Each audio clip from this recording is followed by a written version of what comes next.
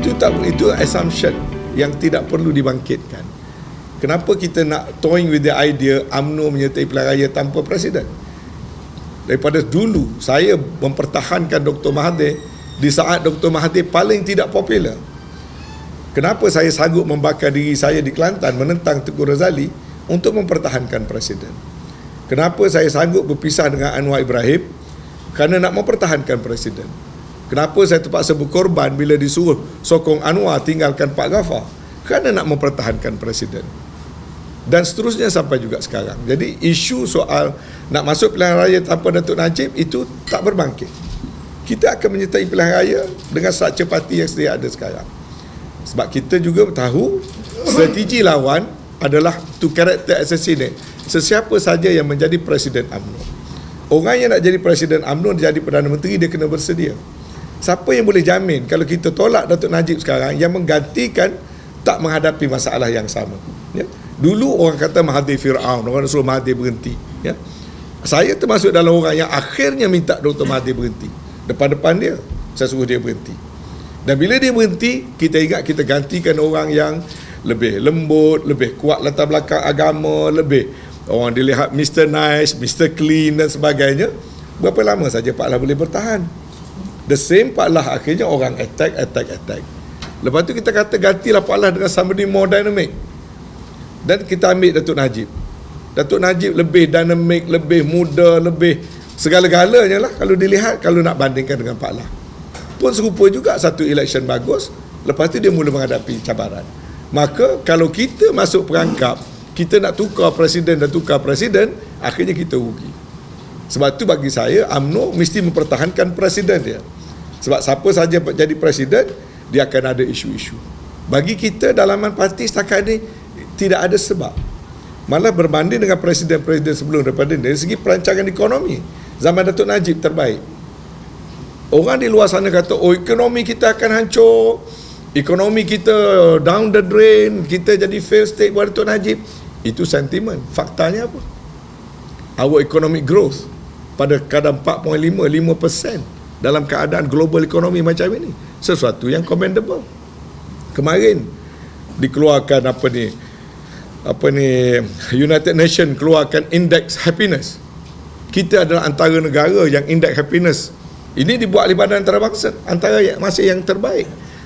World Economic Forum menjelaskan di mana kedudukan kita dalam konteks competitiveness dan untuk kebaikan dari segi berurusan perniagaan dan juga lain-lain economic indicator. Fitch Rating membagikan satu kedudukan rating yang sangat bagus. Malah kalau tengok pada Standard and Poor bagi ulasan bahawasanya isu-isu politik yang berbangkit ini tidak akan menggugatkan sama sekali kedudukan ekonomi negara dan tidak akan menggugat proses membuat keputusan dalam sistem politik di Malaysia. Meaning very stable. Itu ulasan orang daripada luar negara kita. Itu realitinya. Berbanding dengan zaman Dr. Mahathir, waktu Dr. Mahathir mula jadi Perdana Menteri tahun 82, equity Bumi Putra berada pada tahap 18.7%. 22 tahun Mahathir menjadi Perdana Menteri, termasuk saya 10 tahun dalam kabinet beliau. Pada tahun 2003 bila Dr. Mahathir berhenti, equity Bumi Putra remain pada 18.7%. 22 tahun, not even 1% increase dari segi Bumi Putra punya equity. Kalau kita nak jadikan isu, kita boleh jadikan isu besar. Maknanya 22 tahun merintah, dia tak dapat nak menyumbang. Dan memang pun Dr. Mahathir menangis atas pentas.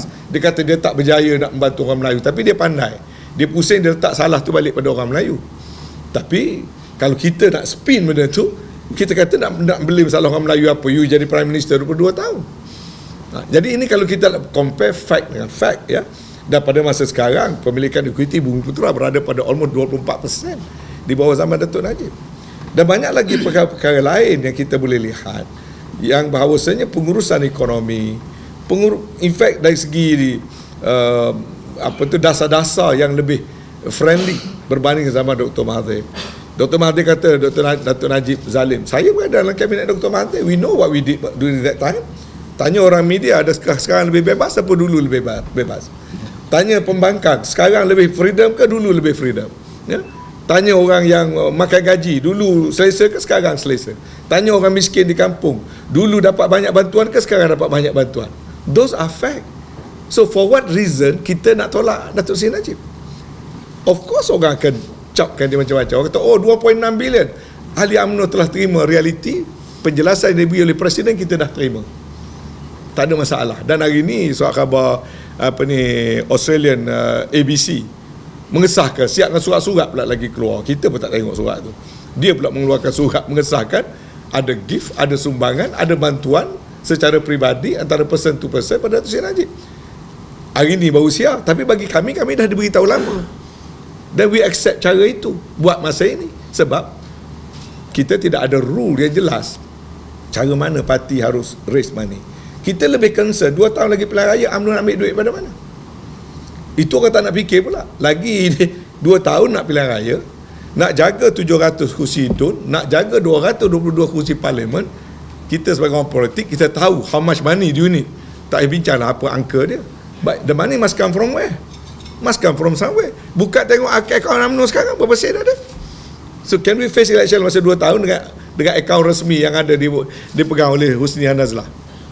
Tapi kita tidak manage parti begitu. There are other ways yang kita manage parti. Bukan kita saja. DAP pun begitu, PKR pun begitu. Cuma kantong duit dia tak dibincangkan sekarang. Orang nak bincang kantong duit UMNO yang 2.6 bilion. So because that's the way we do things dalam konteks ketiadaan rules tentang political funding. Kalau rasa nak ubah, kita pakai ubah, no problem. Sebab salah tak salah ni bergantung pada undang-undang yang ada. Jadi begitu juga soal 1MDB. Orang mungkin boleh bangkit macam-macam, tapi kita ada pandangan kita sendiri apa sebenarnya 1MDB. 1MDB started by attack oleh DAP. Tapi hari ini kita duk bincang tentang urusan bisnes 1MDB. Urusan bisnes 1MDB yang dibuat oleh pegawai-pegawai tertakluk kepada segala peraturan, cek dan sebagainya. Along the way, by the time PAC keluar report, kalau ada orang salah lah. Macam mana dia nak kaitkan Perdana Menteri? Kalau saya chairman MARA, do you expect saya tahu semua perjalanan anak syarikat di bawah saya? It's impossible. Tapi kalau ada benda yang saya sendiri melakukan sesuatu yang bersifat jenayah, that's okay. So pada kita, 1MDB bukan satu benda yang straightforward macam orang bawa sekarang. Kita rasa banyak political flavour yang telah dimasukkan bagi kepentingan orang yang nak menjatuhkan kita. Jadi sebab itu, bagi kita pertahankan Presiden. Institusi Presiden itu adalah penting, tidak boleh kita goyah-goyahkan dengan mudah.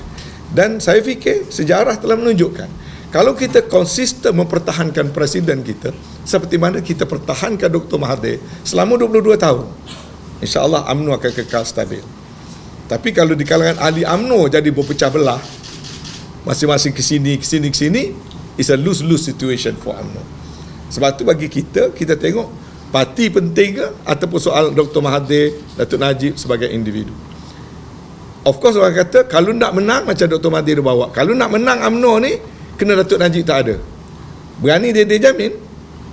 Berani ke tidak dia jamin? Dulu dia buat macam tu dekat Kapalah. Kalau tak ada Anwar, UMNO makin kuat. Hilang satu Selangor. Kalau tak ada Kuli UMNO makin kuat. Hilang Kelantan. Kalau tak ada Palah, UMNO makin kuat. Hilang Pulau Pinang. So mungkin tak ada Najib, hilang Pahang pula satu lagi. Jadi saya tak percaya pada teori Dr. Mahathir itu, sorry. Pada saya masih yang penting mesti kita mempertahankan institusi, mempertahankan organisation. Jangan kita mudah termakan semata-mata kita diserang. Bila kita diserang, itu tanggungjawab kita untuk menjawab.